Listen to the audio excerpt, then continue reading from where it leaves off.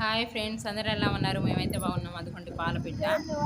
ఇవాళ దసరా సందర్భంగా పాలపిట్టని చూస్తే మంచిది కాబట్టి మీరు కూడా చూస్తారని చెప్పి పాలపిట్టని చిన్న వీడియో తీశాను. జమ్మి చెట్టుని కూడా దర్శనం చేసుకోండి.